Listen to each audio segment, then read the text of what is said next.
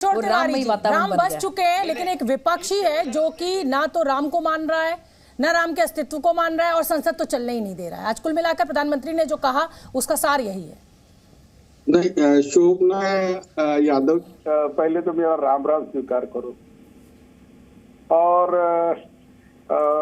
राजीव रंजन जी, अब नए से तुमको जो पलटू राम का टाइटल मिला है तो आप पलटू राम स्वीकार करो।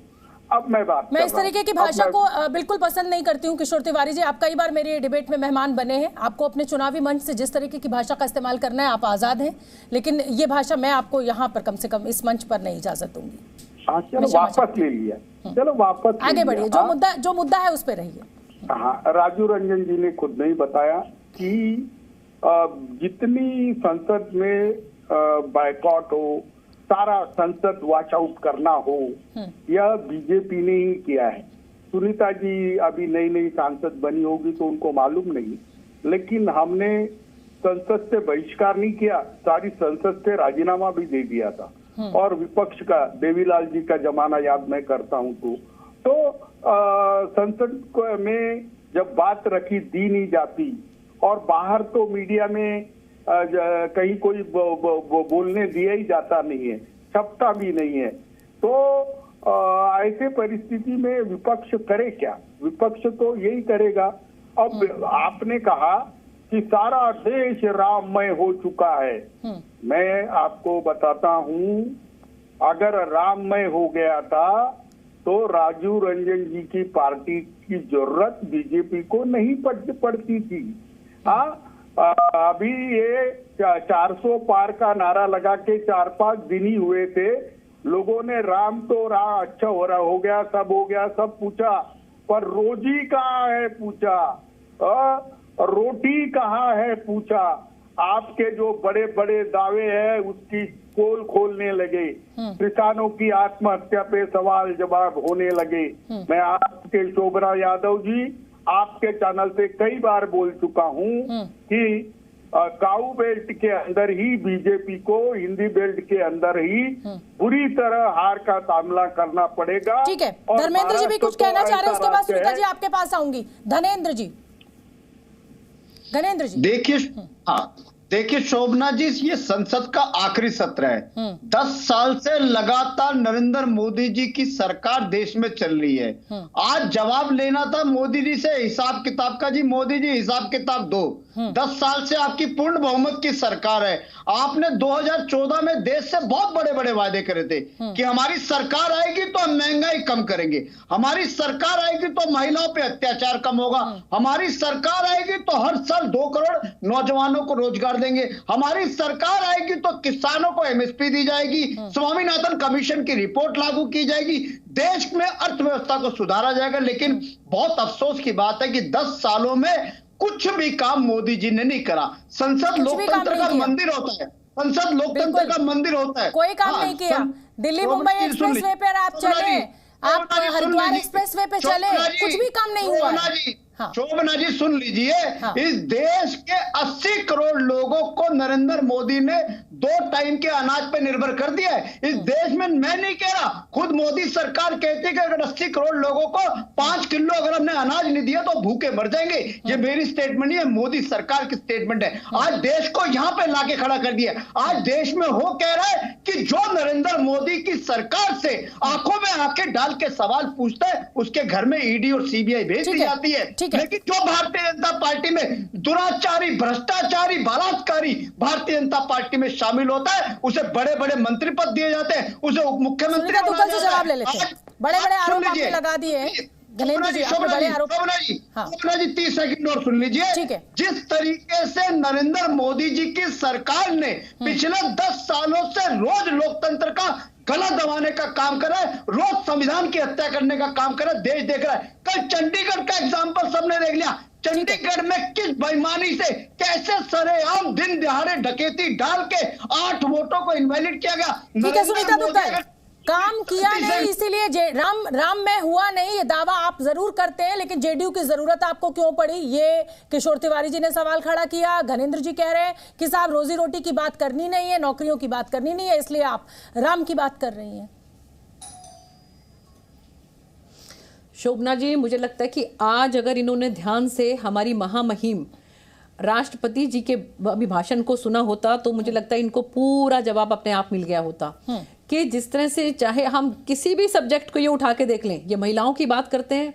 26 जनवरी को पहली बार महिलाओं ने जल में, थल में, वायु में, तीनों जगह पर अपना परचम लहराया। किस तरह से आपने देखा होगा कि पूरा का पूरा 26 जनवरी का कार्यक्रम जो था, तो इसमें सरकार की उपलब्धि है या महिलाओं की उपलब्धि? महिला सशक्ति के इसमें सरकार की उपलब्धि है या महिलाओं की उपलब्धि? नहीं, देखिए कमाल है शोभना जी, महिलाओं को अगर आप उनको मौका देंगे तभी तो वो आगे बढ़ पाएंगी ना। इससे पहले का कभी हुआ रह चुकी है इस देश की, हमारी सरकार इस के देश अंदर, की प्रधानमंत्री किस दौर में महिला रह चुकी है? सरकार के अंदर महिला आरक्षण बिल, देखिए आप कितने सालों से जो एक बिल जो है वो गेंद की तरह कभी इस पाले में कभी उस पाले में जो है वो धक्के खाता रहा। उस बिल को पास करने का काम जो है वो हमारी सरकार ने किया। ये बात मिलेगा ये भी बता दो, किसानों की बात अगर आप करें शोभना जी, ये तो बता दो। धनेंद्र जी, एक एक कर बोलिए ना, ये गलत है। एक एक प्रधानमंत्री सम्मान निधि योजना के तहत करोड़ों रुपया जो है वो सीधा डीबीटी के माध्यम से, पहले देखिए, अरे किसी समय में कांग्रेस की सरकार के ही प्रधानमंत्री ने कहा था ना कि हम 100 रुपया भेजते हैं तो नीचे 15 रुपया ही पहुंचते थे। सुनीता जी, आपके ऊपर विपक्ष का आरोप यही है ना कि आप बोलने ही नहीं देते जी, आप बोलने ही नहीं देते, इसीलिए विपक्ष को ये काम करना पड़ता है। विपक्ष भी चाहता है कि सत्र चले। देखिए शोभना जी, ये बात बिल्कुल स्पष्ट हुई थी। सभी दल के नेता जो हैं माननीय अध्यक्ष जी के पास गए थे, स्पीकर महोदय के पास गए थे और उन्होंने कहा था कि हम नई संसद को बहुत सुचारू रूप से चलाएंगे। यहाँ पर हम किसी भी तरह का जो है वो कोई प्लेकार्ड नहीं दिखाएंगे। यहाँ पर हम किसी भी तरह का जो है वो हमारी जो भी कोई हमें अगर किसी भी तरह का कोई अपोजिशन अगर हमें अपनी नजर दिखानी है, अतुल जी, प्रधानमंत्री ने क्या कहा? आप संसद के अंदर बिल फाड़ दीजिए, आप उपराष्ट्रपति या जो स्पीकर है उसकी मजाक उड़ाइए, उसकी मिमिक्री करिए। यही तो कहा है कि ये गलत है और ऐसे करने की वजह से सत्र का नुकसान होता है। सत्र अच्छी तरह चले, इतना ही तो कहा है प्रधानमंत्री ने। फिर इतनी आपत्ति क्यों, इतनी नाराजगी क्यों? जी, कोई भी बिल उठाकर देख लीजिए संसद में, उसे जो इनको बहुमत मिला है, बहुमत के तले इन्होंने रोंदा है। सुनीता दीदी को मैं बता दूं, सुनीता जी 1991 साल को याद कीजिए, महिलाओं का रिजर्वेशन डिफेंस में कांग्रेस ने लाया है। इस वजह से आज महिलाएं जो है हर क्षेत्र में दिख रही है। महिला बिल जो है वो राज्यसभा में निरस्त नहीं हुआ था। वो बिल अगर आप पास करवा लेते लोकसभा में तो अभी 2024 से लागू हो जाता। अभी आपने जो बिल लाया है वो 2039 से पहले लागू नहीं हो सकता।